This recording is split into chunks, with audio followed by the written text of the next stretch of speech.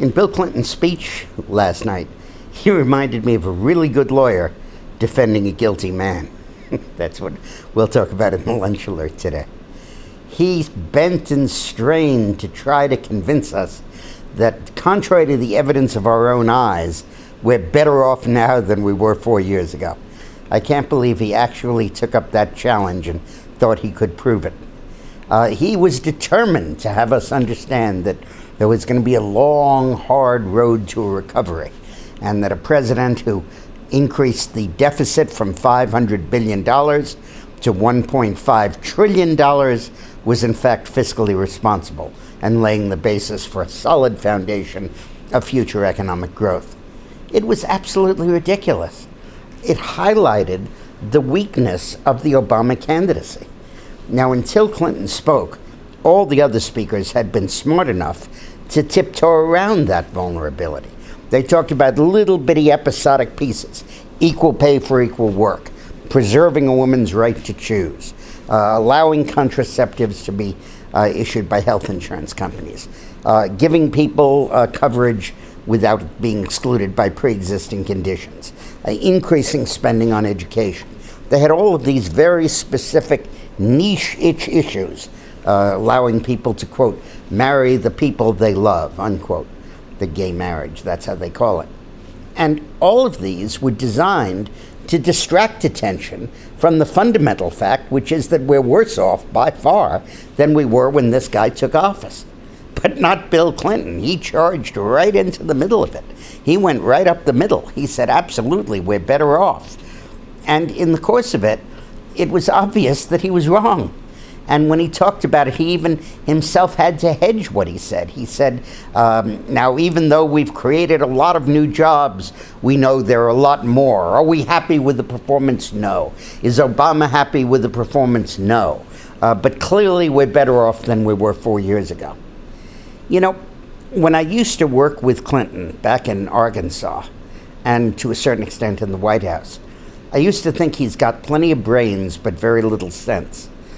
Because he would sometimes make these arguments that were so circumlocucious and so sophistic, really, that nobody would believe them. And the light of plain day and common sense, nobody would buy him. And he reminded me of that tonight. He went down these little bitty roads. For example, he said that healthcare costs are lower now, are going up at a slower rate now than they have for 50 years. Well, can you explain to me why Medicaid spending has doubled in the last 4 years and Medicare spending has gone up by 45% when healthcare costs are going up slower than they have in 50 years? Come on. The whole theme of that speech was, what are you going to believe, the evidence of your own eyes or the statistics I'm going to throw at you? Now, to his credit, it was a very good speech. He was funny. He played the crowd really well, except at the end when he sort of just fell in love with his own voice and droned on for 20 minutes more than he should have, which he always used to do unless we were able to dial him back. But the very paucity of the argumentation, the threadbare nature of the justification was so obvious in the speech that one almost wonders if he gave the speech knowing it wouldn't work. If he understood that damning with faint praise would be a sure way to torpedo Obama. See, I know he doesn't like Obama. I know that well. And I don't think he's going to actually vote for Obama. But you wonder if he was doing this deliberately. But let's give him the benefit of the doubt and say he just didn't see it. His attacks on Romney were pathetic. They were not strong. They did not really punch at Romney. In fact, I'm very surprised about how this convention has really not gone after Romney. There was a lot of stuff on Bain Capital earlier tonight, but it wasn't in prime time.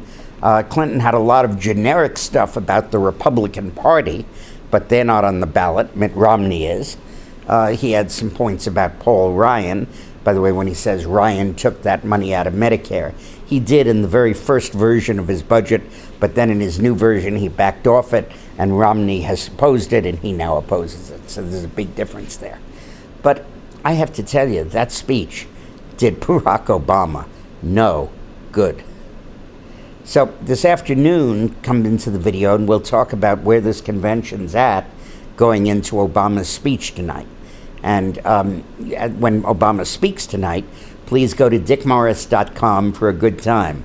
I will be rebutting it point by point, as much as I did the Clinton speech tonight, and it'll be kind of fun to follow it. So thanks a lot for watching. Have a nice lunch.